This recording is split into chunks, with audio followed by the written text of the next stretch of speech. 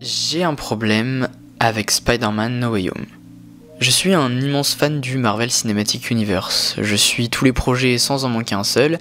Et oui, en termes de cinéma, c'est pas toujours super, mais certains films sont bons et ils restent presque toujours divertissants, même si on reste surtout pour l'univers qui est créé. Et même si j'ai découvert le MCU en 2021, donc assez tard, n'étant pas à la base un grand fan de super-héros, il y en a un seul que j'ai suivi depuis tout petit et dont je n'ai raté aucun film, Spider-Man. J'ai comme beaucoup été bercé dans mon enfance par la trilogie Spider-Man de Sam Raimi, que je regardais en boucle avec ma sœur, en étant fasciné par ce jeune ado banal du Queens qui devient, sans le vouloir, l'araignée sympa du quartier. Les films de Sam Raimi m'ont marqué et ont forgé mon amour pour ce super-héros. Ils ont révolutionné le genre et restent pour moi les meilleurs films Spider-Man à ce jour. Les deux Amazing Spider-Man de Mark Webb sont très bons, surtout le deuxième que je trouve très prenant malgré certains défauts. Enfin, j'adore aussi Spider-Man Homecoming et Far From Home, qui étaient avant 2021 les deux seuls films du MCU que j'avais vus. Les deux sont des teen movies fun sans prise de tête, avec en prime un Tom Holland qui brille dans le rôle. Et c'est tout naturellement que, comme beaucoup, j'attendais le dernier volet de la trilogie avec impatience. Je guettais la moindre information ou image. En plus, avec cette promesse d'une énorme réunion de famille, à la fois des méchants des précédents films, ce qui fut vite confirmé par les premières bandes annonces, mais aussi et surtout par l'hypothétique présence des 3 Spider-Man, et donc le retour de Tobey Maguire et Andrew Garfield dans le rôle. La surprise a été gardée jusqu'au bout, la hype était énorme, et en plus avec l'engouement mondial autour du film, je crois ne jamais avoir eu autant de hype pour un film, et surtout autant de stress avant une séance. Je voulais cette réunion et je voulais voir ces 3 générations de Spider-Man réunies dans un seul film. Comme un hommage à près de 20 ans de cinéma, un délire de fans incroyable et unique qui pouvait être génial. Et comme probablement pour tout le monde, les émotions étaient présentes pendant le premier visionnage, des émotions fortes devant un événement inespéré et unique, presque comme une pression qui retombait. On pouvait enfin voir cette réunion au cinéma. Et au vu des réactions des fans autour du monde, je n'étais pas le seul à ressentir ça. Et même si je suis sorti du film avec le sourire aux lèvres et les étoiles plein les yeux, j'ai très vite commencé à le ressentir comme une vraie déception. Et je dois l'admettre, Spider-Man No Way Home est un film qui me divise profondément. Je l'aime et je le déteste à la fois, mais c'est surtout un film qui me met face à mes propres contradictions en termes de cinéma.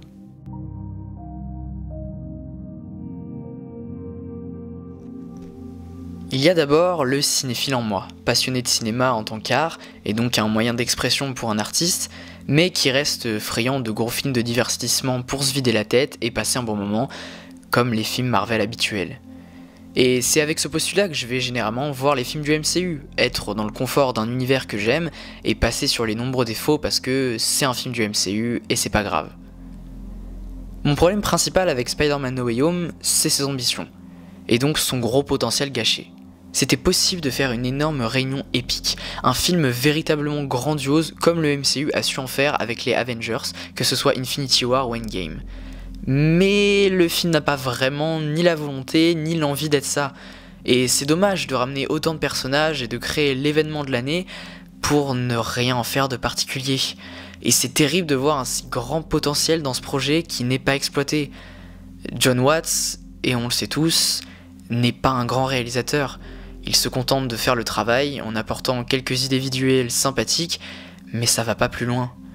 La mise en scène est plate, lisse, sans ambition et terriblement molle, ce qui donne des scènes d'action peu palpitantes, comme cette scène dans les bois, probablement une des pires du film tellement elle est inintéressante.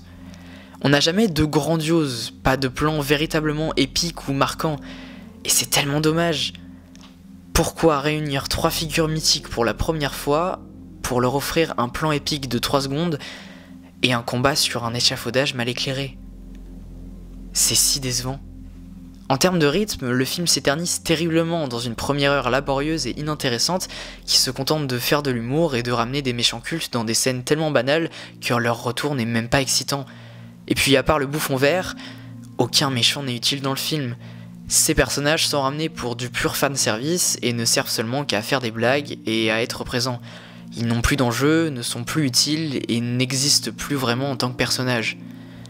À quoi bon les ramener tous si c'est pour gâcher le travail d'écriture des précédents cinéastes qui se sont efforcés de créer ces personnages et de les rendre intéressants.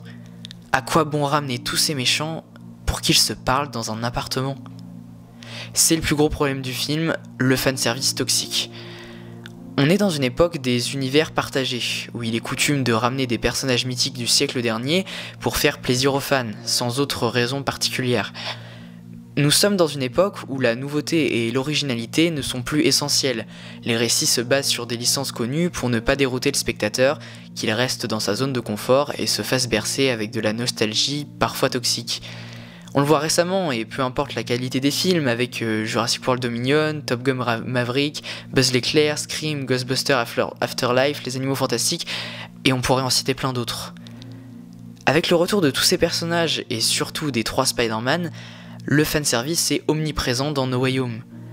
Et le fanservice n'est pas un problème en soi s'il est utile, et vous vous en doutez, c'est pas le cas ici. Les retours ne sont là que pour remplir le cahier des charges et pouvoir dire « Vous avez vu, on a ramené tout le monde ». Oui, mais pourquoi faire? Je vais pas mentir, j'adore la partie du film avec les Spider-Man, c'est un pur plaisir par moment, mais encore une fois, à quoi bon les ramener pour qu'ils reproduisent des mèmes et fassent des blagues à gogo? Il y avait tellement de thématiques à explorer, et même si quelques idées sont là, elles sont gâchées par la mise en scène. Le meilleur exemple étant le moment où Andrew Garfield rattrape MJ, rappelant son traumatisme avec Gwen. Ce moment qui était attendu et qui aurait pu être très émouvant est terriblement décevant et fade à cause de la mise en scène. Aucune émotion ne se dégage. Le fanservice, quand il est inutile, est toxique. Et quand on voit que le film est sorti presque en même temps que Matrix Resurrection, véritable chef-d'œuvre de Lana Wachowski, une critique forte du système hollywoodien actuel qui s'enferme dans du fanservice et du contenu recyclé et fade pour faire plaisir aux fans, on se questionne encore plus. Je vais pas citer tous les défauts du film, mais le ton est problématique. L'humour ne marche pas toujours et il se marie difficilement avec des moments plus sombres. Comment croire au drame de la mort de Tante May quand elle n'a servi que de blagues pendant 2 films ? Et que la scène précédant sa mort montre les méchants faisant des blagues dans un appartement. Le scénario est bancal, bourré de facilités scénaristiques, d'incohérences vraiment douteuses.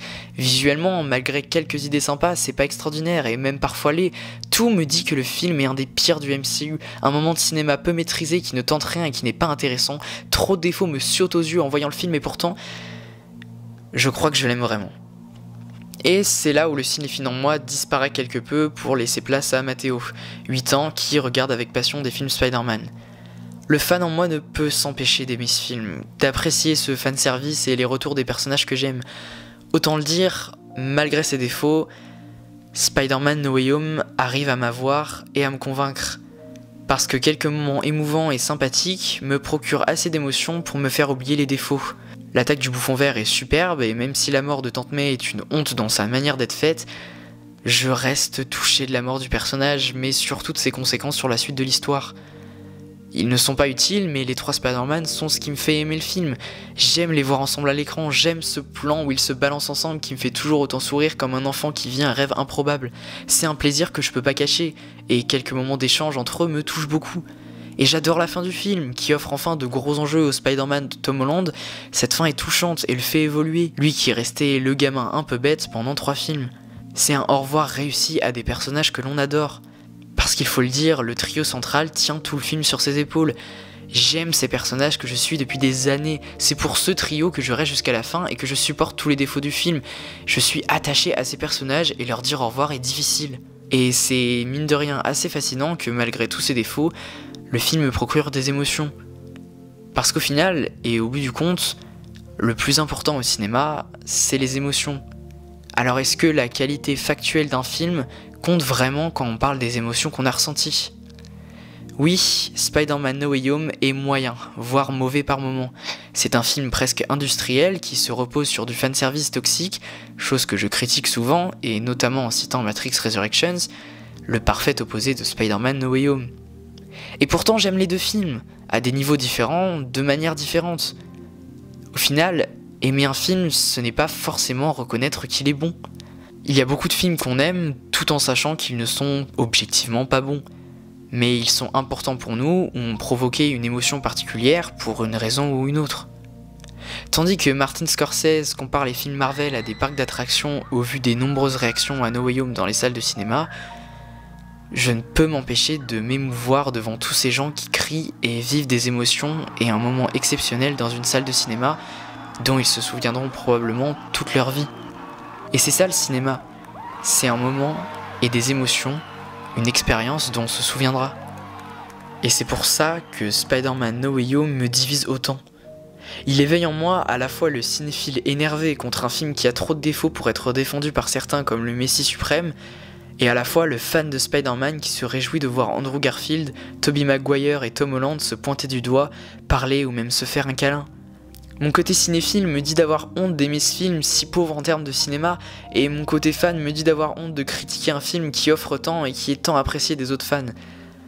Alors, est-ce que je dois écouter mon côté cinéphile qui me dit que ce film est mauvais, ou mon côté fan qui me dit que ça n'est pas grave puisque j'ai pris du plaisir?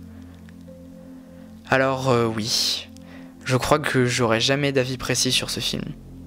Et c'est pas pour rien que j'ai mis autant de temps à faire cette vidéo qui me trotte dans la tête depuis la sortie du film.